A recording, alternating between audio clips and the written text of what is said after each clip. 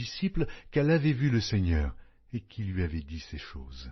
Le soir de ce jour, qui était le premier de la semaine, les portes du lieu où se trouvaient les disciples, étant fermées à cause de la crainte qu'ils avaient des Juifs, Jésus vint, se présenta au milieu d'eux et leur dit « La paix soit avec vous ».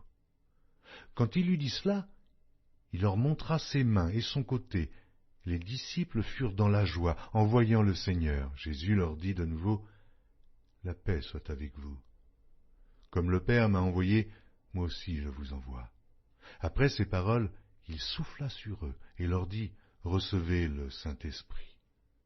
Ceux à qui vous pardonnerez les péchés, ils leur seront pardonnés, et ceux à qui vous les retiendrez, ils leur seront retenus. » Thomas, appelé Didyme, l'un des 12, n'était pas avec eux lorsque Jésus vint.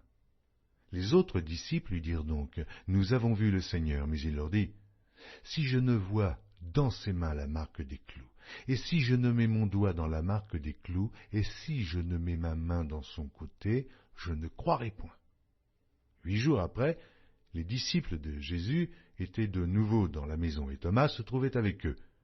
Jésus vint. Les portes étant fermées, se présenta au milieu d'eux et dit « La paix soit avec vous. » Puis il dit à Thomas « Avance ici ton doigt, et regarde mes mains. Avance aussi ta main, et mets-la dans mon côté, et ne sois pas incrédule, mais crois. » Thomas lui répondit « Mon Seigneur et mon Dieu. » Jésus lui dit « Parce que tu m'as vu, tu as cru. Heureux ceux qui n'ont pas vu et qui ont cru. » Jésus a fait encore en présence de ses disciples beaucoup d'autres miracles, qui ne sont pas écrits dans ce livre. Mais ces choses ont été écrites afin que vous croyiez que Jésus est le Christ, le Fils de Dieu, et qu'en croyant, vous ayez la vie en son nom. Jean, chapitre 3. Mais il y eut un homme d'entre les pharisiens nommé Nicodème, un chef des Juifs, qui vint, lui, auprès de Jésus de nuit et lui dit « Rabbi, nous savons que tu es un docteur venu de Dieu, car personne ne peut faire ces miracles que tu fais, si Dieu n'est avec lui. » Jésus lui répondit « En vérité, je te le dis, si un homme ne naît de nouveau, il ne peut voir le royaume de Dieu. » Nicodème lui dit « Comment un homme peut-il naître quand il est vieux? Peut-il rentrer dans le sein de sa mère et naître ?» Jésus répondit « En vérité, je te le dis, si un homme ne naît d'eau et d'esprit, il ne peut entrer dans le royaume de Dieu. Ce qui est né de la chair est chair. Ce qui est né de l'esprit est esprit. Ne t'étonne pas que je t'ai dit, il faut que vous naissiez de nouveau. Le vent souffle où il veut, et tu en entends le bruit, mais tu ne sais d'où il vient, ni où il va. Il en est ainsi de tout homme qui est né de l'esprit. » Nicodème lui dit « Comment cela peut-il se faire ?» Jésus lui répondit « Tu es le docteur d'Israël, et tu ne sais pas ces choses.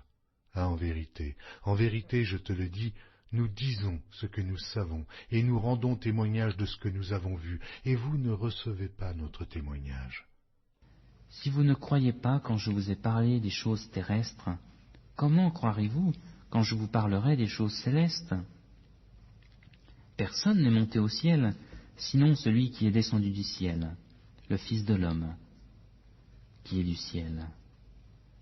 Et comme Moïse éleva le serpent dans le désert, il faut de même que le Fils de l'homme soit élevé, afin que quiconque croit en lui ait la vie éternelle.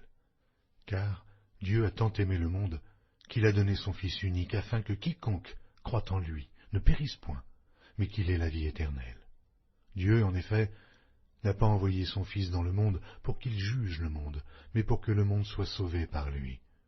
Celui qui croit en lui n'est point jugé, mais celui qui ne croit pas est déjà jugé, parce qu'il n'a pas cru au nom du Fils unique de Dieu.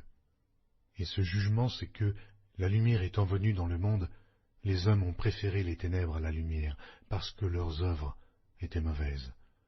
Car quiconque fait le mal est la lumière, et ne vient point à la lumière, de peur que ses œuvres ne soient dévoilées. Mais celui qui agit selon la vérité vient à la lumière, afin que ses œuvres soient manifestées, parce qu'elles sont faites en Dieu.